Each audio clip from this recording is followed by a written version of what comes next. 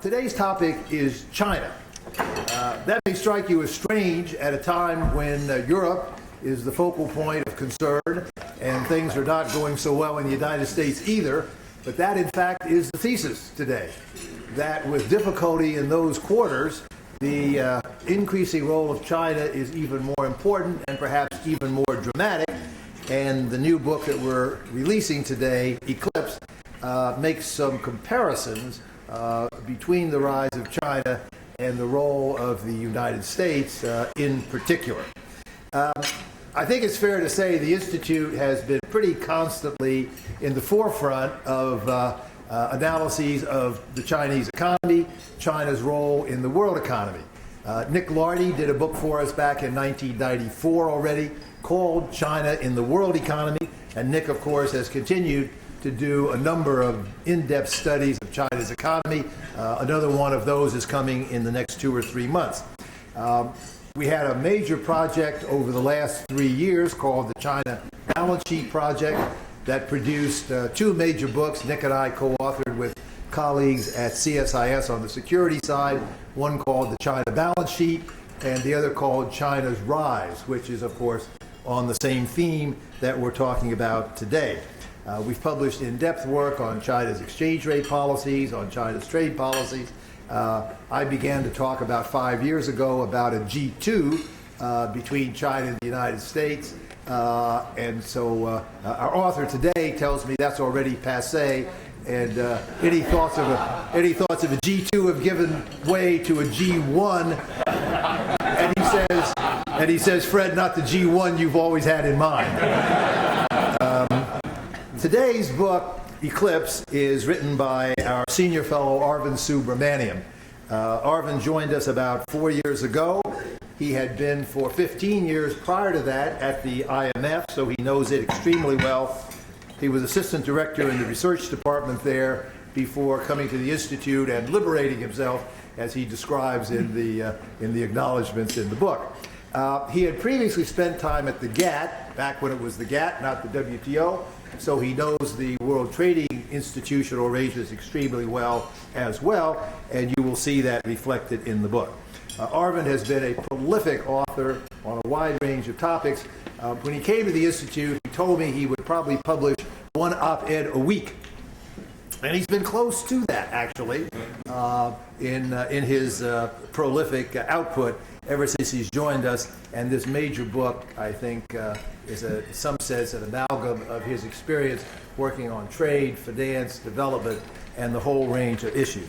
He's an advisor to the government of India, his native country, on the finance side, on the environmental side, and extremely active in a wide range of global discussions on economic topics.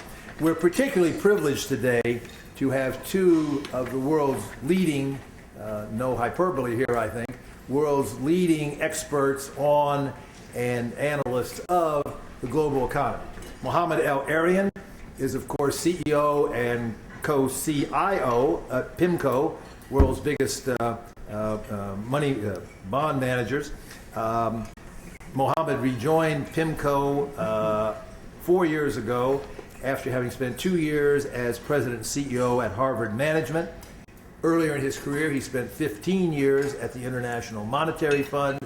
He's published widely. His book, 3 years ago, When Markets Collide, was a bestseller. It won the FT Goldman Sachs Business Book of the Year Award, named a Book of the Year by The Economist, and one of the best business books of all time by The Independent in the UK. He's one of Foreign Policy's top 100 global thinkers for the last couple of years, and I think it's fair to say one of the few people who bridges so well the intellectual world and the financial world.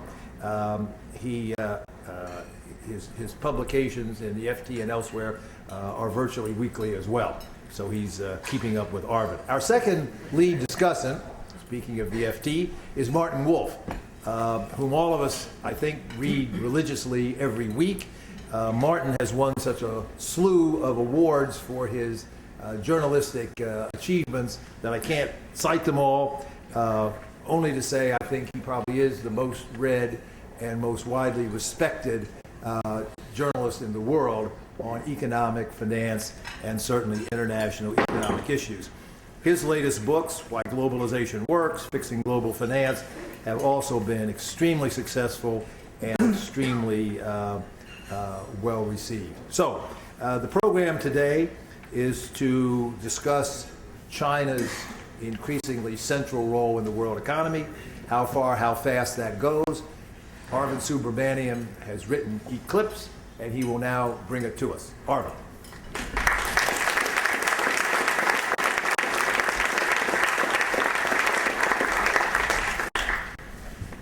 Well, Fred, thanks very much for the kind introduction. Thanks to all of you for having braved the elements to come here.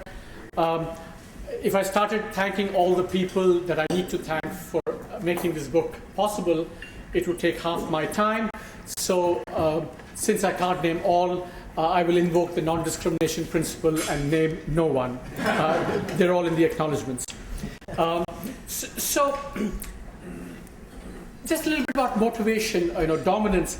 I remember when my wife and I first arrived in the UK to do my graduate studies, and we were watching television one day, and we saw this vignette of Prince Charles, pacing up and down a room, really very anxious, and a pregnant Diana turns to him and says, "Darling, darling, what's the matter? What's the matter? Tell me." And he says, "Darling, I want to give my children all the things that I never had." And she says, "What?" He says, "India, for example." And so dominance is kind of a theme that I think is something that's close to some of our hearts. So I guess the first motivation for this book, and we need to step back a little bit from, as Fred said, the European crisis, and really step back and ask ourselves, what is the major development taking place in the world economy, if you look at it from a very broad point of view. And I would argue that, we're seeing convergence, for the first time and big time. I'm going to show what this means. But in a way, this is, to use Muhammad's, great phrase, the new normal. In a sense, what convergence is trying to do is to make is to make what should have always been the old normal, the new normal. So in some ways, China, of course, exemplifies convergence, and so China is the topic, but it's worth asking, or looking at what convergence is doing to the world. And these are some simple numbers which just show that, compared to the post-war period, or kind of 100 years before that, the number of countries that now are growing faster than the United States, which is my metric for convergence, and the pace at which they're growing faster than the United States has been unprecedented in the 10 years preceding the crisis, and that seems to be continuing. So that's the first motivation kind of for the book, the big motivation. And if you live in Washington, of course, that gives you the second motivation, which kind of is eloquently expressed by Larry Summers, and it's this view that, and I think this is the Central American belief or conceit, if you will, that predictions of America's decline are as old as the Republic. In other words, come on, they're telling us about China now, but they told us about Japan in the 80s. They said that about Russia in the 50s. So, as long as we can do what we need to do, really we cannot be eclipsed. And that's kind of the theme of, I think, the central belief in mainstream United States.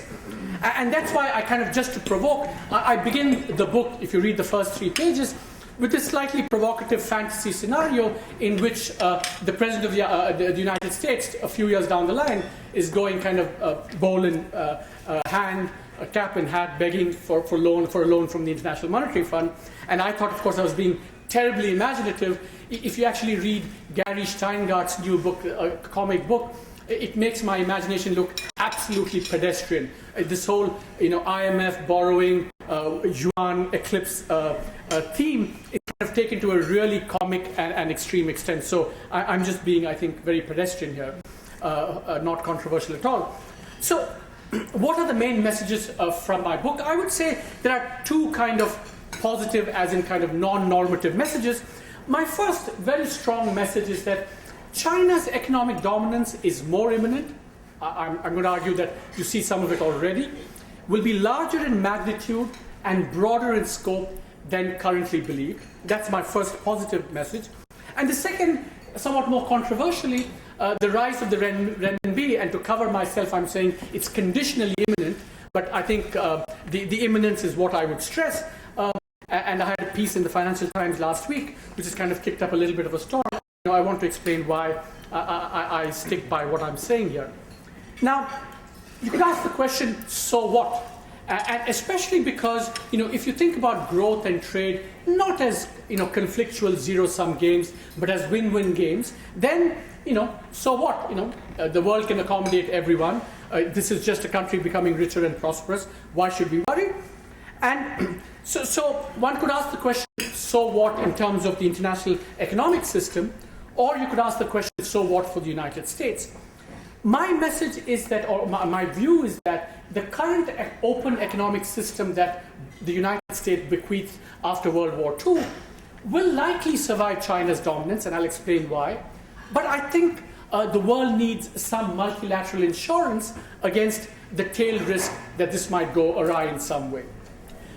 My second implication for the United States is that I think America is vulnerable, not for the reasons that we think, in the short-term reasons, but I think, just to kind of make it sharp, I think something like a repeat of what happened in 1956 when the US used its economic dominance to, I think, definitively and dramatically demote the United Kingdom from top dog status, that the roles could potentially be reversed between China and the US. It's not a high probability scenario, but I think there are enough parallels with that Suez incident to warrant concern and to kind of eviscerate any kind of complacency that policymakers here might have. So to launch into a little bit to the technical aspects, dominance is broadly the ability to get others to do what you want and preserve your own freedom to act. Now, I heroically jump into quantifying dominance, fully aware of the fact that there are lots of problems with doing so. All quantification is reductive. It kind of takes away the richness of many of these things, and there are huge pitfalls in implementation. I would be the last to say that I've come up with the way to quantify this. Far from it. There are many different ways of doing it, and maybe the whole exercise itself is flawed. But what quantification does, of course, is that it sharpens the analytics, and of course, it makes what you're saying much more transparent. And so, with those caveats, is why with that, I plunge into quantifying dominance, and I argue that the key determinants of economic dominance, the economic attributes that confer power, are GDP, the size of an economy, because that gives you the resources for power; trade, because it gives you the power to determine market access for others, and history tells you that that's used very, very often. I have to say here that trade is a two-way street, that you get power from granting imports, but equally you're vulnerable because every import is an export and every export is an import. So trade is a two-way street. And then my third kind of attribute of power is external financial strength, which I'm going to define in a certain way. And it's always struck me that when people, having worked at the IMF, when people say IMF as it's mostly fiscal, I've always taken IMF as insolvents must fawn. And creditors call the shots, and kind of debtors are supplicants. And that's the sense in which, again, history shows that creditors have power and debtors don't. And so that's the way. Those are the three attributes that I hone in on and identify, and I measure them in a certain way. Very simple. It's all very simple arithmetic. Just say, what is the country's share in world GDP, weighted equally between PPP and dollars? What is the share of a country in world trade? And what is the share of a country in the world's net exports of capital, accumulated over a few years, to not make it, jump around, because these things jump around a little bit. So this is the way I measure it. And then, as I said, lots of caveats. There are other determinants: fiscal strength, military strength, reserve currency status. I explain why I choose what I do and don't add everything in. I think there is a great virtue to being simple here and following the Occam's razor principle, and issues relating how you weight these different attributes. Can we validate them in certain ways, which I'll give you some numbers on. But above all, I'm going to also project dominance, and so the growth assumptions that I make are going to be quite crucial to my analysis and to my quantification. And when the economists reviewed my book, they said my conclusions are radical, but my assumptions are conservative because I'm almost a China bear. And in some sense, that's true, and I want it to be this way so that people don't think I kind of rigged the numbers and inflated the numbers. I am assuming as a central base case scenario that China will slow down considerably from what it's done in the last decade and the last three decades. It will grow at about 6.9% a year. The US at 2.5%, which today looks a little bit optimistic. But again, I don't want to load the dice in my favor. And this translates into a 5.5 per capita GDP and 1.7 per capita GDP for the US. And we need to think about these also in per capita and PPP terms because we're talking about medium-term things. So if you have a convergence framework, that's the appropriate way to look at it. And so most of what I'm saying will go through if the broad differential between the US and China, roughly 3.8% per capita over the next 15, 20 years, broadly if that differential is maintained, I think most of what I say go through, and it's kind of robust enough to that. Now, so my first point is that it's more imminent than people believe. Before I do that, I do this in several ways. There are several ways of weighting it, which is in the book I don't want to go into. But one validation, a kind of smell test for this index, is if you look at 1870 and 1913, if I had just used GDP, for example, 1870 or even 1880 would have seen the US as number one and not the UK. And in fact, only around World War I, we see that the tide turns, and so this index is able to capture that in some ways. So the imminence bit comes when you focus on 2010, and China and the US are equal in terms of economic dominance, and if you use a slightly different set of weights, it's China that's slightly ahead. So my first contention is it's more imminent, and then we say, what's the evidence? I say it's already here, and I had two examples, and remember, dominance is not a negative thing. It has, it can be negative, it can be positive. On the negative side, you could say that the fact that now China has an undervalued exchange rate, which imposes an externality not just on the United States and Europe, but Aditya Mattu and I are writing a paper where actually we show that it affects many, many other developing countries as well. So China has the capacity now to inflict a negative externality on the rest of the world, and the rest of the world is able to do very little about it. If that's not at least a kind of dominance, what is? The second thing, of course, in a more positive light, of course, is that in the event that we were to have a financial situation in Europe, where would we go to looking for resources? It would be China. So China now has the ability. So all the talk now, even in town, is, let's hope nothing happens. But if it were to happen, the place we'd knock on first is China. So both in a positive sense, it's already here. Now, one thing which I talk about in the book, which relates to Martin's term about China being a premature superpower, i.e., can a country at China's level of income actually be dominant, is I think it's an interesting discussion to have. All I would say is that in these projections, China is no longer a poor country, nor will it be. So we're talking about China becoming 50% as rich as the United States. So the interesting question is can a China, not a China that's poor, but a China that's kind of 50%, like think of Korea today relative to the US, can a China like a Korea today with China's size dominate the world or not? That's the question. It's greater in magnitude because if you project out to 2030, you get what one of our board members said is the skyscraper shantytown image, which is in 2030. You see China is ahead of its rival in a way that the UK was in 1870 relative to its rivals, and close to what the US was in the 1970s, though not quite at the height of the Cold War. And the reason, of course, this happens is because it's essentially a combination of demography, convergence, and gravity, which is demography means you have a lot of people, convergence means they're all becoming rich, so you have big GDP, and gravity, I use this simple theoretical and empirically tested way of relating trade in the long run just to countries' levels of income. It's a reasonably robust way of doing it. So if incomes grow, your trade is also going to go via gravity, and you get, so China's size is going to be bigger, GDP, trade is going to be much bigger. And of course, the fourth one, of course, the capital is a little bit anti-gravity because thanks to whatever mercantilism, whatever, capital is flowing uphill. China is a net creditor, when in fact, as a poor country, it should be a net debtor. But it's the combination of demography, convergence, gravity, and a kind of anti-gravity flow of capital that determines the magnitude here. I'm going to say it's broader in scope as well, and of course on trade, but I'm going to maintain that, the exact phrase that I used, the RMB will be the premier reserve currency in the next 10 years or soon thereafter. In fact, as we speak, there's a kind of Oxford-style debate going on online on The Economist between me and Stephen Jen on this proposition, and I'm losing comprehensively. So let me try and convince you that why the rest of the world is wrong and I'm right.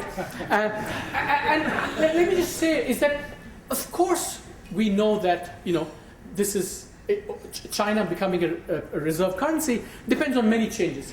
Nick Lardy, my colleague who's the China guru, puts it very well. We know that China needs to have market-determined interest rates, market-determined exchange rates, and deep and liquid financial markets, and China is far away from that. Moreover, we know that these changes will be politically difficult because there are huge vested interests around the status quo. So why am I being so stubborn, perhaps even foolhardy? And I think there are two or three, I would say, new elements that come out of my research, which is that I think, Krugman and all the others who read this say the impressive fact here surely is the inertia, i.e., sterling remained the first-ranked currency for half a century after Britain had ceased to be the first-ranked power. Or rather, put it differently, dollar became the premier currency 50 to 60 years after the US overtook the UK in terms of GDP. But what a broader dominance perspective shows is exactly that it forces a reinterpretation of history. And I would maintain that if you looked at what actually determines reserve currency, which turn out very conveniently for me to be the same factors, GDP, trade, and external financial strength, and if you go back to that chart, I think, you see, for example, the US overtakes the UK only around 1913 in a dominant sense, in a broad sense, so that the lag between the dollar's rise and the dominance of the US is not the 50 to 60 years that people believe, but it's closer to 10 years or 10 to 15 years, or depending on when you want to date the dollar's rise relative to sterling. And I think so essentially, I think people have, we need to reinterpret when the US became economically dominant. And so my contention is that means that we should wake up much more to the reality of the RMB becoming. My second point is that look at what's happening on the ground. RMB internationalization is happening. There's a steady drip of policy changes happening almost every day, which shows that at least in principle there are countervailing forces. And these are forces that want to reduce Chinese vulnerability, that want to reduce the burden of reserve accumulation, that want to use the currency to fight inflation. They're not winning at this stage, but to think that there are no countervailing forces is also incorrect. And I think the other point is that, at some stage, when these forces prevail, I think the important point is that policymakers require a political economy exit. And to say that RMB is 1 and dollar is 2, I think offers one plausible, when you can trumpet the symbolic gains, it's possible to offset some of the opposition that can come from vested interests. So my bottom line really here is that I think the skeptics are essentially living in or extrapolating from the present. And just to go back, look at 2020, if these numbers pan out the way, China is way ahead of the US in this broader metric. So the forces leading to that, the changes that could happen, are quite considerable. And I think the mindset we're in now doesn't allow us to imagine this. And here, when the evidence is a bit weak, you always take recourse to Keynes. And then you say, Keynes said, we assume that the present is a much more serviceable guide to the future than a candid examination of past experience would have shown it to be hitherto. I really think that, if you think about if that's going to transpire in 2020, the changes that are going to happen and will happen are going to be enormous in a way that we have to start getting used to, even in terms of the RMB. Now, go to the two policy issues here. I think the big question here is, will the open system survive China's dominance? And if you think about it for a minute, what you find is that we know that delivering convergence, i.e. the path of the process of catching up, is critical for China's policymakers, as a legitimacy device, if nothing else. We know China's convergence process is far from finished. China today is about, on my optimistic estimates about GDP, is about 25% of the frontier, i.e. the United States, in terms of standards of living. Most people would say it's about between 20 and 25. China's convergence has relied and will continue to rely to a great extent on trade. So, ergo, China's need for an open system is almost an existential economic necessity. Unlike, remember, the United States, which gave the world a system, not because it was a big trader, not that it needed a trade for its engine of growth and prosperity, but because, the history, the aftermath of the war, enlightened self-interest, political considerations, all these came into play. And of course, I would argue that China is becoming what Aditya and I call the hub of crisscrossing globalization. I think what's special about the current phase of globalization we're in is not just the magnitudes, but it's much more two-way. Goods flow two ways, capital, FDI flows two ways. We think technology and labor are going to flow more two ways as well. So it creates an enmeshing of private interests to a much greater extent than in previous episodes of globalization. So just to give you one thing about China's existential need for trade, if you look at China historically, it's just it's a humongous trader. So what I've done here is to compare to what extent powers in history at a comparable point in time, to what extent they overtraded or undertraded. Remember, when you talk about countries' trade, you just can't measure the trade to GDP because smaller countries on average tend to trade more, maybe poorer countries tend to trade more as well. You need to correct for all these factors. And what you find is that China's trade, and it's not just exports and mercantilism, but it's total trade including imports, the magnitude of the overtrading today is actually close to what the UK was in '84, and the United States, compared to the United States, which has always been an insular, closed economy, an undertrader. Britannia ruled the waves, we know, in part by waiving the rules.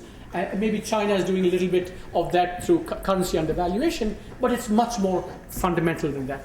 So I think this lends a strong incentive for China not to bite the hand that feeds it.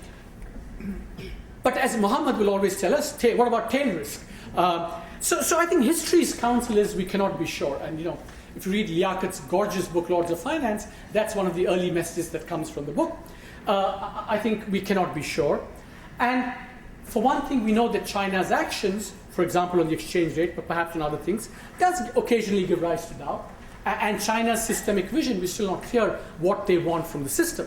Now, the central contention of the book is that its multilateralism, I think, offers insurance against, i.e. protection against the strong, when the strong become strong and start exercising unbenign hegemony. I think multilateralism is all that the others have. Now, I don't want to paint this as something that China will be prone to, only China will be prone to. The US has been prone to that as well. The US has not always been a benign hegemon. I mean, absolutely bequeathed the open and trading system, a huge public good, but it departed from it, created exceptions, when it wanted to. For example, it pushed the intellectual property agreement on the world, which many parts of the developing world did not want.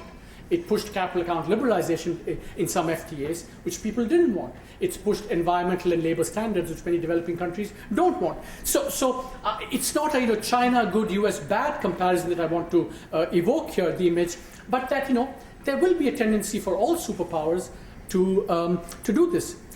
As an aside, Nietzsche said that power is never held in innocence. So why should China be any different? So two examples of how multilateralism might help, of course, is multilateralism can prevent China doing harm.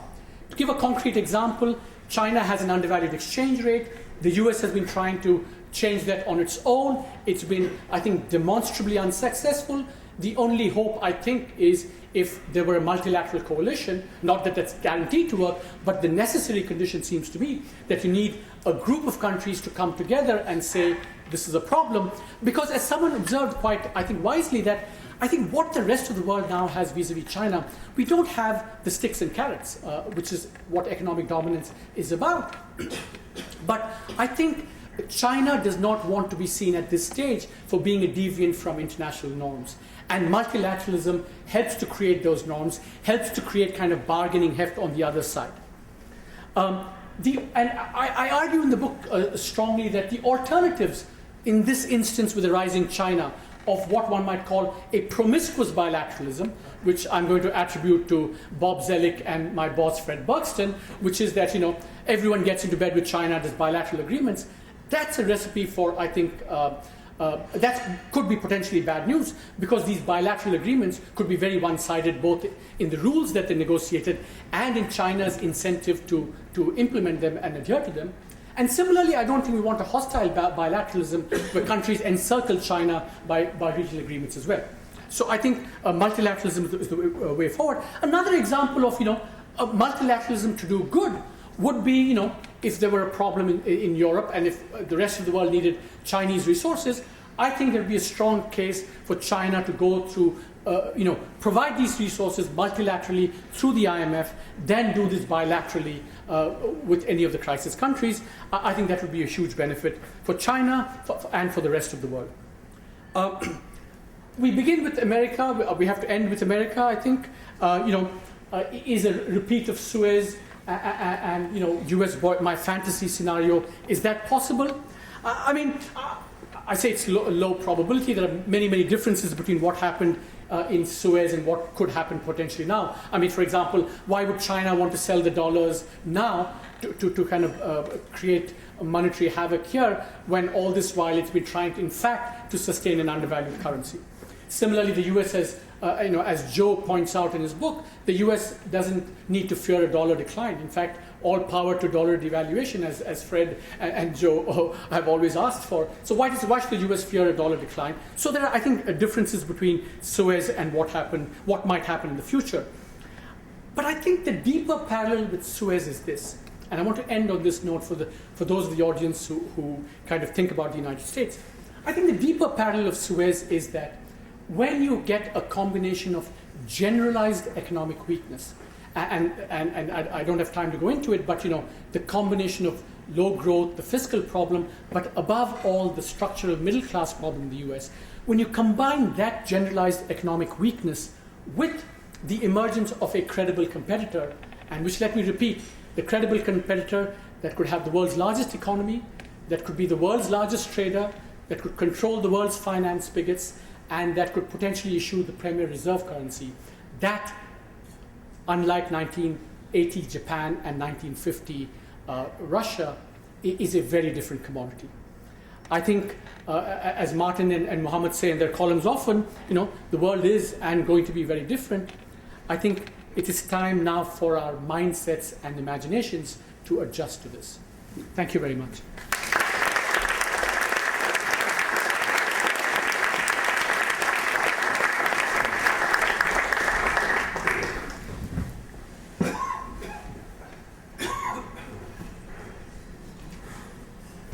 Good afternoon, everybody. Let me just start by saying how wonderful it is to be here with you. And Fred, thank you for inviting me, but thank you especially for giving me an assignment, which is to read for the second time Arvind's book and to come here and comment. Now, a bit of full disclosure. I was going to come in and say, I've known Arvind for 15 to 20 years. And then I bumped into him and I said, has it been 15, 16? He said, no, it's been 30 years. Okay. So I've known Arvind for 30 years. Okay. During that period, there's a phase that stands out. We were both colleagues at the IMF. He was resident representative in Egypt. Egypt is my native country. I would occasionally visit Egypt. And we would sit and have incredible discussions. And I thought that I had an advantage because, after all, I knew the country well. And not a single time did I not come away from a discussion with Arvind on Egypt without thinking, wow, he's insightful, he expresses himself incredibly well, he's thought-provoking, and questions conventional wisdom. And these four elements are what I would apply to his book today. Okay. It's very well written, it's thought-provoking, it's insightful, and it questions conventional wisdom. The thesis is a very simple one.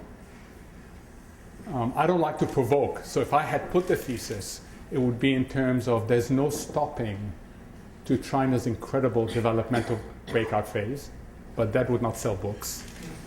So his, in terms of economic dominance, is much more provoking, right? No one likes to hear about dominance, okay? No one likes to hear this notion that someone, to quote, is going to be able to impose on you what they want.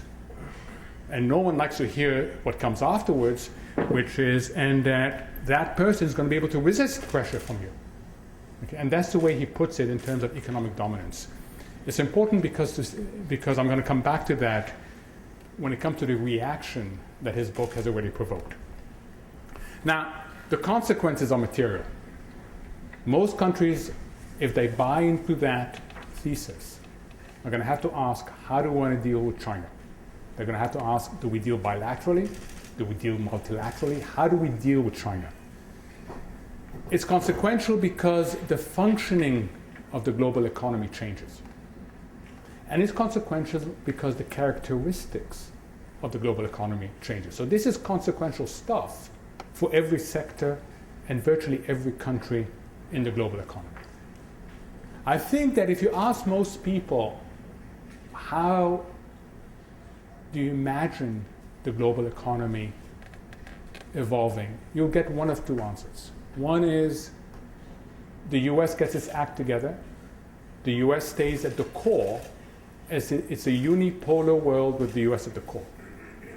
Others would say, no, we are on this gradual transition from a unipolar world to a multipolar world. That's what we call the new normal, a multipolar world. Arvind says no to both of these, and he says we are moving, and I'll quote, toward a near unipolar world dominated by China. Or, as Fred said, it's not Fred's G1, it's a different G1. Before you sort of react and saying, cannot happen, spend time looking at the determinants of economic dominance. And what I thought was interesting is that Arvind, in his summary presentation, didn't pick up in that they dominate other things that we think are important. So if you bring the State Department people in here, they'll say, well, that's fine, but how about other things like soft power? How about other things? Okay, and he argues strongly that really if you just look at economic size, trade linkages, and external financial strength, you can, on the basis of these three, get quite a momentum in terms of economic dominance. Now, for those of you who have followed the reactions to his book, let me point to three in particular. The first is the unthinkable. It's unthinkable. We used to keep a list of unthinkables that became reality. We started that list in the mid-2000s. It got too large. So now we have a rolling 3 months list of unthinkables. Okay? So look at the last 3 months. In the last 3 months, the US was stripped of its AAA by S&P. The politicians flirted with the technical default of the biggest debt market in the world and the issuer of the reserve currency. Europe now has 3 member countries of its most elite group rated junk, including one that's rated below even the lowest of countries that haven't defaulted. There is talk and there's concern about whether the Eurozone can stay together. And Switzerland, the safe haven, whose part of its identity is as a safe haven, has completely changed track and said, we don't want to be safe haven anymore. All of these issues were unthinkable, and have all happened. So before we dismiss unthinkables, recognize that we're getting evidence, and as I said yesterday, the system is trying to tell you something. And what the system is telling you is there's massive tectonic plates shifting. And when they shift, our mindsets have to start thinking about the unthinkables. So don't use the unthinkable argument. There's a second argument which says, Arvind, you may have a point about China, but it's not as imminent, to use his words. It's not as great in magnitude, to use his word, and it's not as multifaceted. Why? Because the world will react. Now, meaningfully, the only power to react in order to stop the economic dominance that Arvind is talking about is the US. So here, the proof is, can the US react? And here we have to figure out what does it mean for the US to react? So first, it means overcoming some pretty serious structural impediments to growth. It's about housing. It's about the functioning of the labor market. It's about the functioning of credit. And it's about finding this balance between immediate fiscal stimulus and medium-term fiscal reform. So this is not an easy list. It's a really important list. But even in order for his 2.5% growth rate to materialize, the US is going to have to overcome the majority of these structural impediments. It will have to do so when it starts from very extreme situation of income distribution and wealth distribution, right? Which makes it even harder to do that. And it will have to do that in a system that elects its representative essentially every 2 years. And therefore, it is very difficult for the political system to commit to structural reforms. Remember, the definition of a structural reform is that the gains are over time, and sometimes the disruptions are immediate. So for those who say economic dominance will not happen because the US will react, well, they have to prove that the US can in fact react to what is a challenge. The US, to use simple words, needs that Sputnik moment, the recognition that things are so unthinkable, just like when the Soviets sent up a satellite, so unthinkable, right, that you need common vision and common purpose that we have not seen for a long time. The third criticism or questioning will come from me. So this is where I question Arvind. In order for economic dominance to happen, we need two conditions to be satisfied. The first condition is China needs to manage its success. Managing success is not easy. So if you look at the 6.5% growth rate that he has for China and compound it over time, it has massive implications for how you run an economy. It's a much more complex economy. It's an economy that requires a major change in instruments. It's an economy that there may be political consequences to what's happening on the economic side. It is what Mike Spence calls the middle income transition. And the history of middle income transitions is not a great one. Many countries are not able to make that middle income transition. Add to that the other challenges, demographics, etc. Okay? So it is far from assured that you can sustain 6.5%. My sense is if Arvind's thesis doesn't happen, it will not be for that reason. It will not be because China can't manage its success, but it will be for a different reason. The world cannot accommodate China's success. So you need two conditions, remember. China managing its success and the world accommodating China's success. And this is where Martin Wolf's phrase that is a wonderful phrase, and Arvind referred to it, the premature superpower. China is different from other countries because China has reached systemic global importance at a relatively low level of per capita income. And therefore, as Arvind argued, China needs to continue to rely on the global system. It needs to continue to rely on trade. And therefore, the world has to accommodate that. Now, it's not easy when the West faces structural impediments to growth. It's not easy when global cooperation is limited. And basically, for Arvind's thesis to materialize, you would have to have a successful non-cooperative cooperative game. Okay, so you need a cooperative game, but you can't get a cooperative game because the other side, okay, is going to have issues and the multilateralism is not there. So somehow you have to be able to come up with a non-cooperative cooperative game. And that is a pretty high hurdle. So if, when we meet again in 20, 30 years, China is not economically dominant, I suspect it will be more because of the second issue, which is that the world cannot accommodate its success, rather than the first issue, which is China cannot manage its own success. So should we, and should America, and should the West be happy about this? The answer is no. And this is where I'm going to end. The consequences of not accommodating China's success is that the system will clear at a much lower level of per capita income, a much lower level of employment, and a much lower level of wealth. That is why the policy prescription about multilateralism as insurance is so important. And if there's one thing that I would take away from Arvind's book that I would repeat over and over again to everybody else is don't underestimate how important multilateralism is as insurance.